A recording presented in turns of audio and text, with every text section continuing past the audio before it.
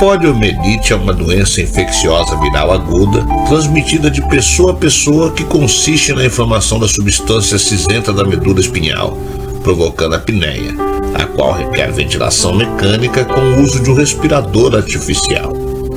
Felizmente, desde 1955, ano em que foi desenvolvida uma vacina preventiva, que não existe um surto de poliomielite. No entanto, ainda existe quem sofra das suas consequências.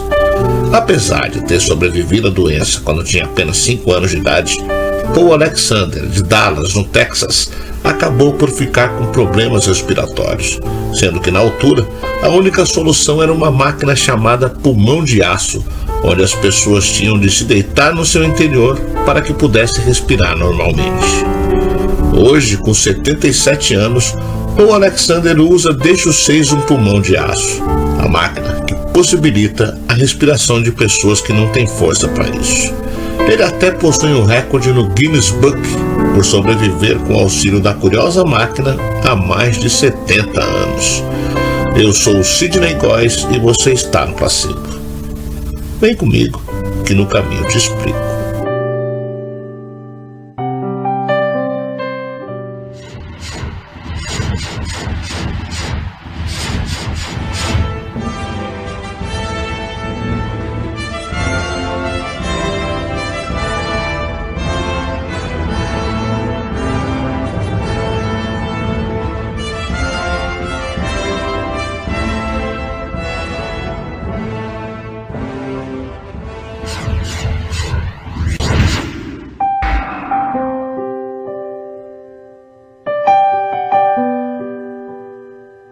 O mês de julho de 1952 foi um marco na vida do estadunidense Paul Alexander.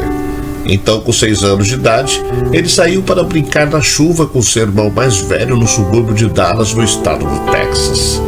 O que parecia ser uma experiência memorável da infância custou décadas de liberdade a Paul, que veio a se tornar, segundo o site oficial do Guinness Books, o livro dos recordes, o homem que ficou mais tempo em um pulmão de aço. No verão daquele ano, o Texas vivia os anos horríveis da poliomielite, também conhecida como paralisia infantil. A doença altamente contagiosa é causada por um poliovírus que pode infectar crianças e adultos e provocar paralisia quase total. A transmissão se dá por contato direto com secreções eliminadas por pessoas infectadas. O primeiro surto de casos nos Estados Unidos surgiu em 1916, quando foram registrados 27 mil casos e 6 mil mortes pela polio. Por isso, quando o pequeno Paul começou a apresentar sintomas como febre, dor no pescoço, cansaço e uma dor profunda nos músculos, sua mãe já sabia.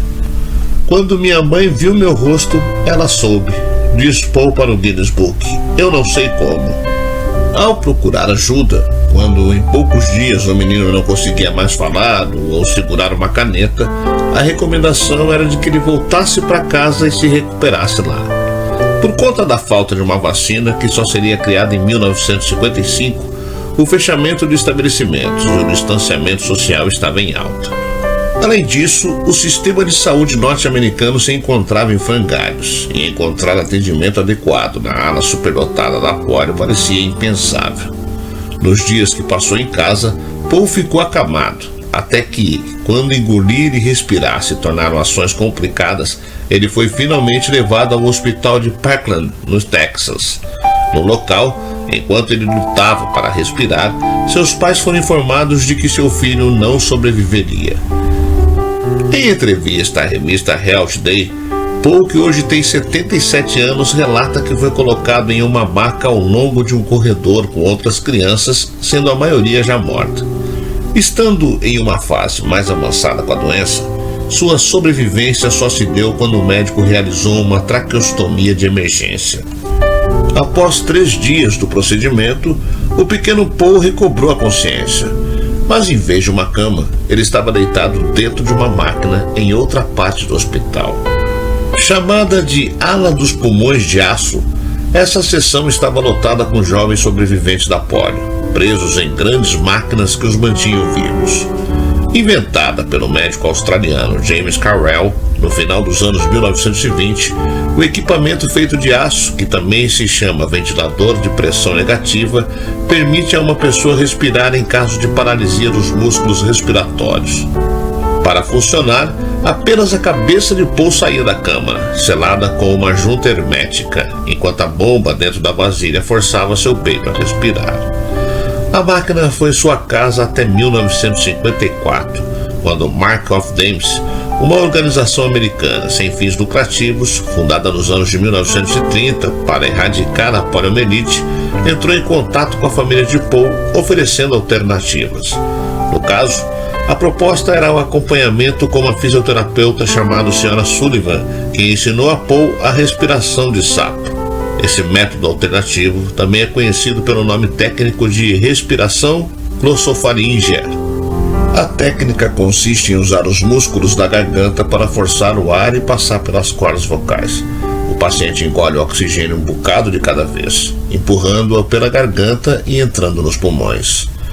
Em menos de um ano, Paul já conseguia dominar bem a técnica, o que o permitiu usar a caixa de aço apenas para dormir, que é justamente o período em que a respiração de sapo não consegue ser feita.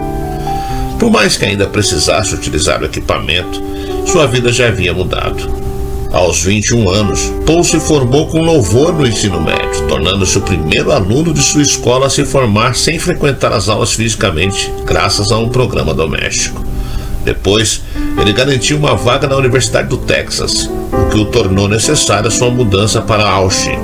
Ele se formou em Direito, passou no exame da ordem e se tornou praticamente do direito de família em seu próprio escritório de advocacia. Nos tribunais, defendia seus clientes em cadeiras de rodas. Atualmente, Alexander é o usuário de pulmão de aço mais longevo de todos os tempos e se mantém ocupado para aumentar a conscientização sobre o risco da poliomielite. Um dos meios pelos quais ele tenta alertar sobre a doença é a escrita. Em 2020, ele decidiu publicar o livro de memórias 3 Minutos para um Cachorro. O nome foi escolhido pela cuidadora de Paul, que se inspirou no presente que o homem ganhou de seus pais ao aprender a respiração de sapo. Levou mais de 8 anos para escrevê-lo, usando um bastão de plástico e uma caneta para digitar sua história no teclado ou ditando as palavras para seu amigo, explicou Paul.